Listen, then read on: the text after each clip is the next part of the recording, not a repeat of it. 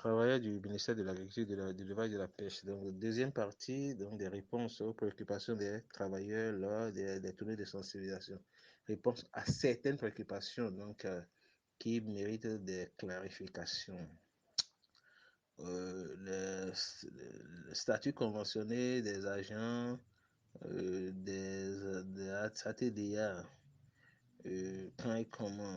Donc, seul le gouvernement, par rapport au statut conventionnel que peut avoir les agents de l'État dans les ATDA, seul le gouvernement peut le dire. Vous vous rappelez que récemment, le recensement a été le recensement donc fait la dernière fois au niveau donc de tous les agents, de toutes les structures autonomes devrait normalement servir à acter donc, le détachement des agents mis à la disposition donc, des structures autonomes du MAEP. On dirait dans des ATDA, d'autres structures autonomes du MAEP à la disposition desquelles des agents sont mis. Donc ces recensements devaient permettre donc d'acter donc le détachement, c'est-à-dire que ces agents, au lieu que sur l'image au budget national et puis avoir un complément, ils seront directement pris en charge par les structures autonomes dans lesquelles ils seront donc en position de détachement. Ils garderont toujours au vu donc des dispositions donc, de la loi 2020 de septembre 2020, ils garderont toujours leur statut donc, de fonctionnaire, mais ils seront en position donc, de détachement. Ça a commencé déjà dans d'autres structures donc, d'autres ministères. Donc nous attendons donc notre tour pour ceux-là donc, qui veulent toujours servir donc, dans ces structures autonomes. Je suis sûr qu'ils seront bientôt dans des positions de détachement. En ce qui concerne donc le point relatif au suivi de carrière, les collègues se posent toujours des questions sur comment s'inscrire sur les plateformes numériques de la fonction publique Wichi et celle du Trésor Suncre. Donc, nous allons publier sur donc, les forums le lien pour que ceux-là qui ont des difficultés donc, à s'inscrire seront aidés. Et dans le cas contraire, il y a le contact donc, de l'agent de la fonction publique qui s'en occupe sera donné.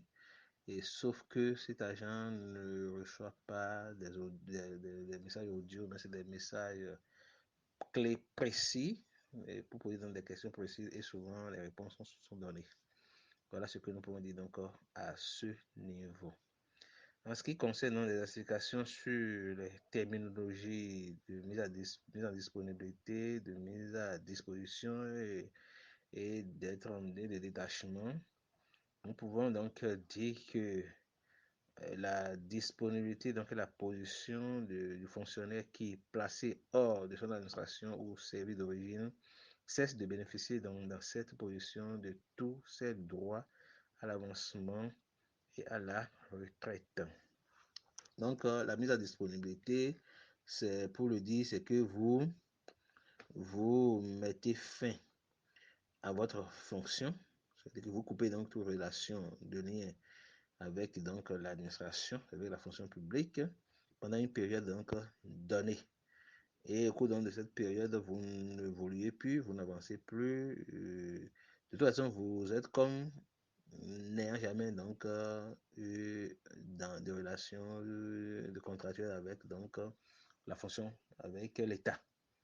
Donc vous passez donc le temps que vous avez à passer et vous reprenez votre carrière à la reprise là où vous l'avez laissé. Voilà ce qu'on appelle donc disponibilité.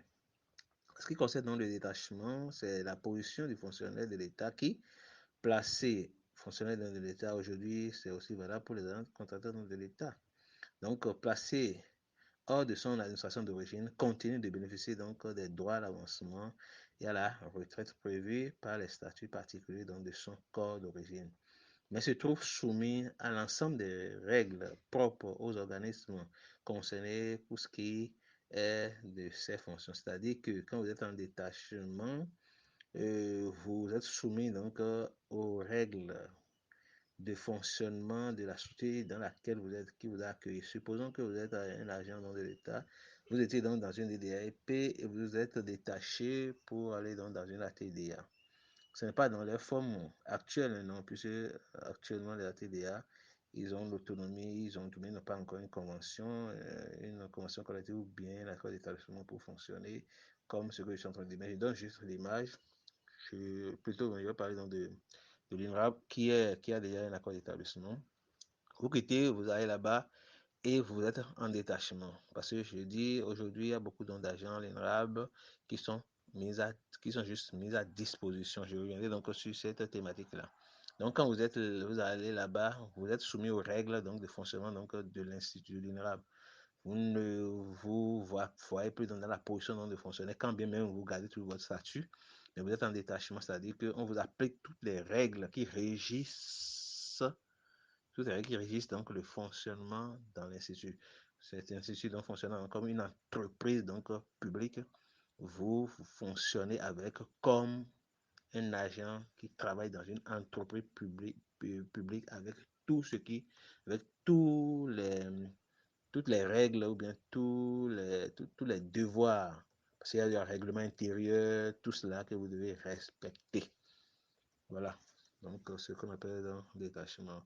Ce qui concerne donc la mise à disposition, en réalité, le fonctionnaire placé donc auprès d'un département ministériel ou d'une institution de l'État, autre que celui dont il relève normalement, est mis à disposition.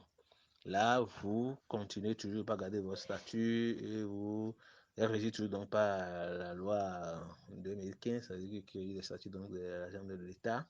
Mais vous êtes donc, vous quittez votre département donc d'origine, votre structure donc d'origine pour aller donc dans une autre structure, souvent donc des structures soit autonomes ou bien donc dans un autre ministère. Vous quittez un ministère pour un autre ministère. Donc vous êtes toujours donc quelqu'un qui est en situation donc d'agent de l'État et vous fonctionnez en respectant les règles qui régissent les agents de l'État. Voilà donc les trois positions donc d'un agent dans la structure. Je vous remercie. Nous allons passer donc à la troisième partie des réponses. Merci.